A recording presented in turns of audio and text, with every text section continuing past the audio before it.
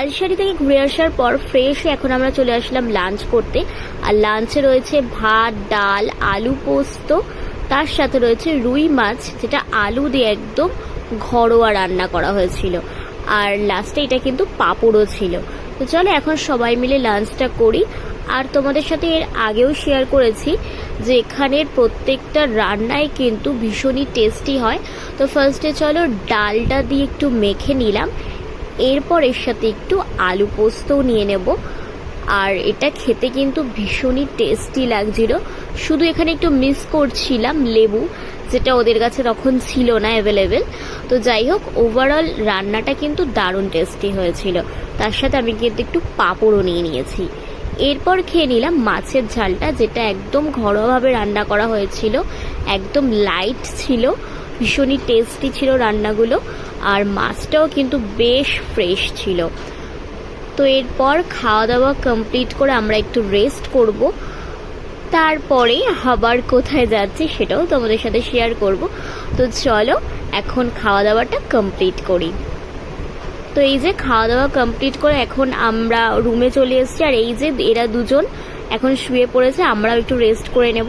তো রেস্ট করে আমরা আবার সন্ধ্যা থেকে বেরিয়ে পড়েছি জগন্নাথ মন্দিরে যাওয়ার জন্য। আর এই দিকে দেখো মন্দিরটা দেখা যাচ্ছে ওই যে। আর এখন এই যে সাইডে আমরা সব লাইন দিয়ে যাচ্ছি সবাই মিলে। এই যে একটা সাইডে দেখো মেয়েদের লাইন রয়েছে, আর এই সাইডে রয়েছে ছেলেদের লাইন। তো আমি আর আমার বান্ধবী আমরা একটা সাইডে ছিলাম, আর ওই পাশে ওরা তিনজনে ছিল। তো ফাইনালি আমরা কিন্তু এখন মন্দিরে প্রবেশ করে গেছি। আর মন্দিরটা এতটা স্পেস নিয়েছিল যেটা দেখতে ভীষণ ভালো লাগছিল। অনেকটা জায়গা ছিল মন্দিরের ভিতরে, আর ভীষণই একটা মনোরম পরিবেশ। তো তোমরা যারা এখনো পর্যন্ত দীঘার জগন্নাথ মন্দির দর্শন করনি, দীঘাতে আসলে অবশ্যই কিন্তু সেটা একবার হলেও করো, আর ভীষণই ভালো লাগবে তোমাদেরও।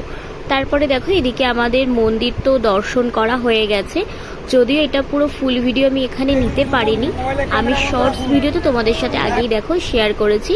তো শর্টস ভিডিওটা তোমরা একটু ওয়াচ করে নিও। আর এরপর আমরা এখন এখান থেকে বেরিয়ে যাব, আমাদের মন্দির দর্শন করা হয়ে গেছে। তো চলো এরপর বেরিয়ে কোথায় যাচ্ছি সেটাও তোমাদের সাথে শেয়ার করছি।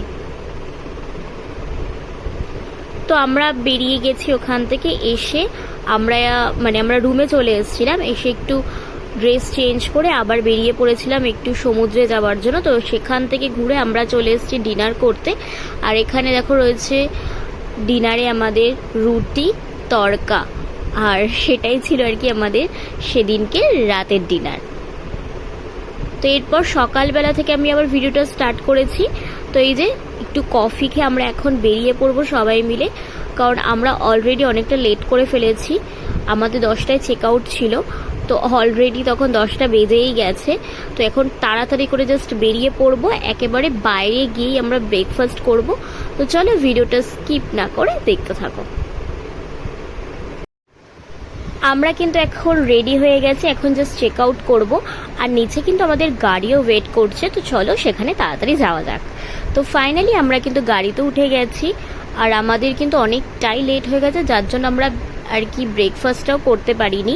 তো ভাবলাম একেবারে রাস্তায় কিছুটা গিয়ে আবার ব্রেকফাস্টটা করব, কিন্তু এতটাই লেট হয়ে গেছে তো আমরা আর ব্রেকফাস্টটা স্কিপই করে গেলাম।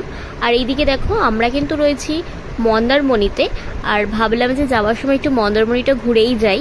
তো সেই কারণে এখন আমরা মন্দারমণি রয়েছে। আর এখানে যে রিসর্টটা, পাশেই একটা আম গাছ ছিল, যেটা হচ্ছে সিঁদুর টোকা আম, পুরো লাল হয়।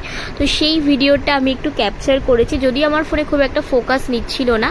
তারপরে একেবারে দেখো এখানে চলে এসেছি লাঞ্চ করতে।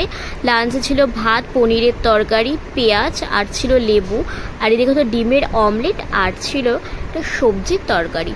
তো এটাই ছিল আমাদের লাঞ্চ সেদিনকে। তো আমাদের দীঘার ট্রিপ তো কমপ্লিট। এখন আমরা বাড়ি যাওয়ার জন্য আবার রওনা দিয়েছি, এখনো অনেকটা রাস্তা বাকি আছে।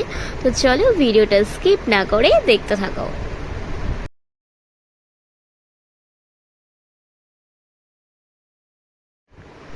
দীঘার ট্রিপ তো আমাদের কমপ্লিট। এরপর তোমাদের সাথে আবার নতুন কোনো ট্রিপ কিংবা নতুন কোনো ব্লগ নিয়ে আবার দেখা হবে। তো চলো আজকের মতো ভিডিওটা আমি এখানেই স্টপ করছি। দেখা হচ্ছে তোমাদের সাথে আবার নতুন কোনো ব্লগে। এখনের মতো চলো টাটা অ্যান্ড টেক কেয়ার।